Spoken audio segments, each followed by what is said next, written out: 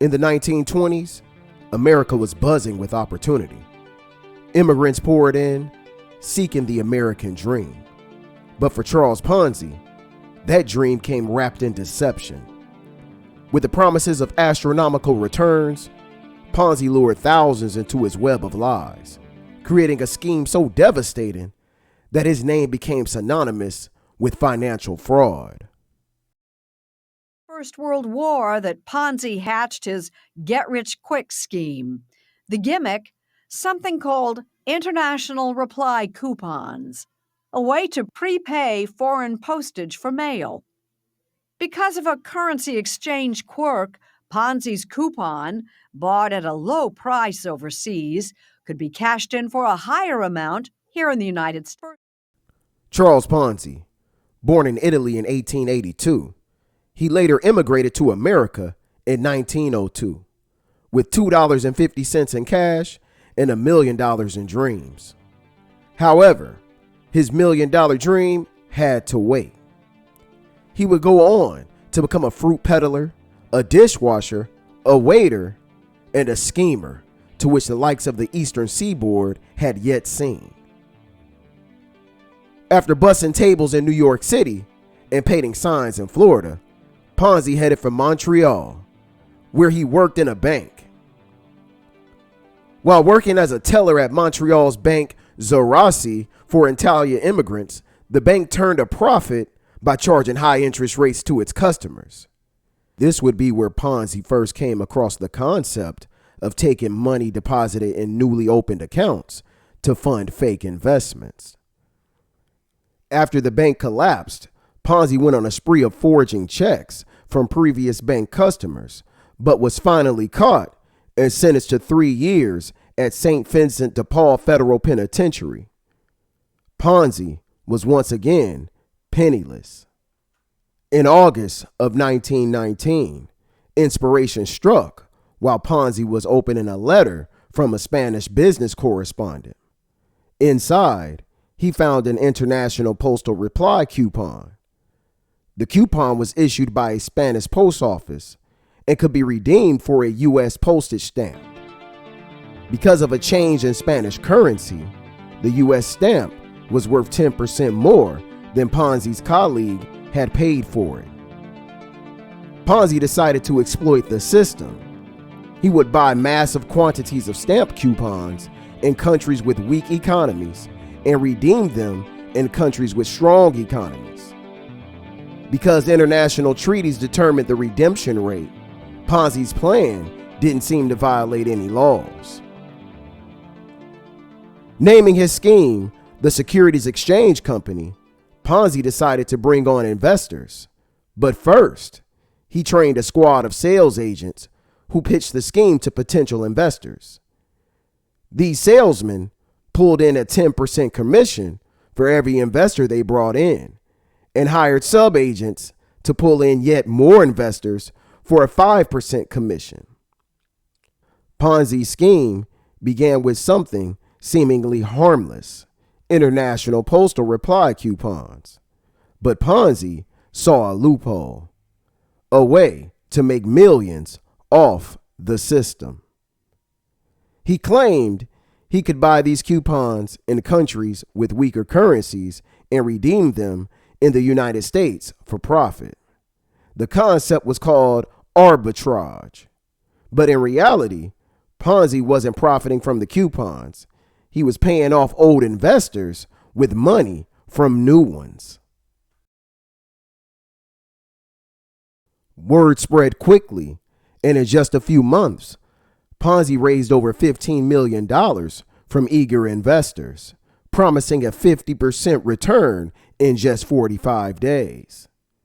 Ponzi's scheme rested on the faulty premise that instead of asking his sales agents for investors to ship stamps, he simply took their money to pay off prior investors. Many investors simply reinvested their profits in Ponzi's scheme too. He garnered 15 customers to invest a total of $870, and within 6 months, persuaded some 20,000 investors to give him about $10 million. He opened offices in New Jersey and Maine. By eventually bringing in over 40,000 investors, Ponzi made himself a millionaire in less than half a year. And with money pouring in, Ponzi lived a lavish life, buying mansions, expensive cars, and even controlling stake in a bank. But as the money grew, so did the cracks in his empire.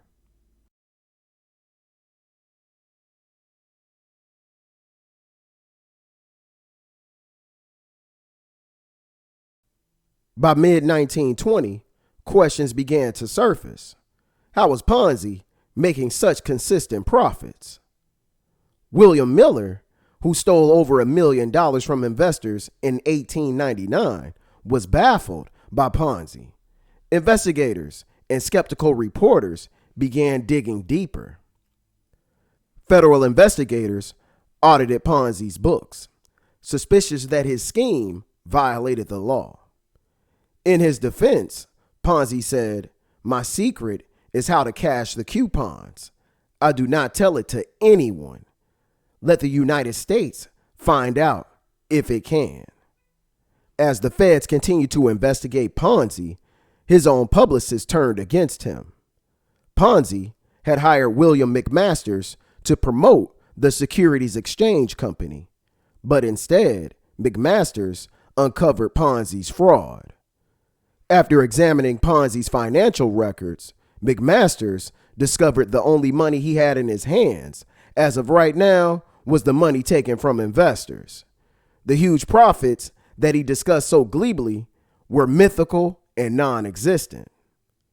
McMasters went to the Boston Post to expose Ponzi's fraud.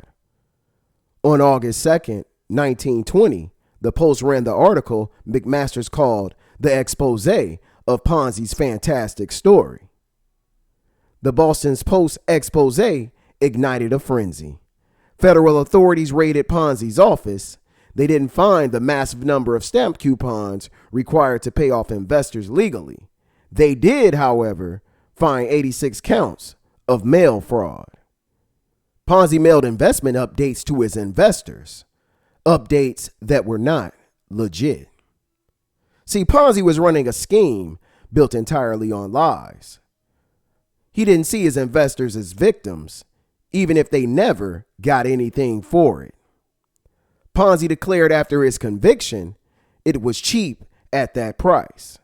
Without malice, I had given them the best show that was ever staged in their territory since the landing of the Pilgrims.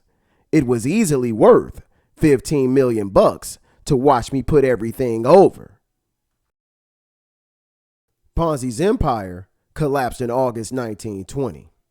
Investors lost millions, and Ponzi was arrested and sentenced to prison for multiple counts of mail fraud.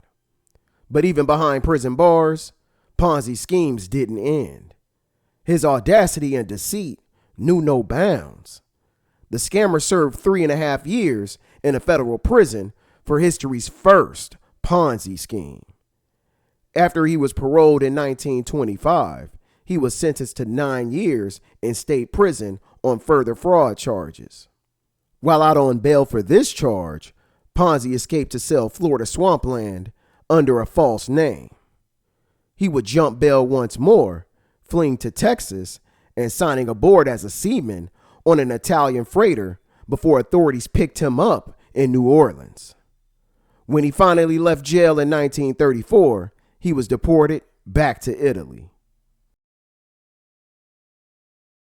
Ponzi's scheme left a lasting legacy, not just in financial circles, but in public consciousness.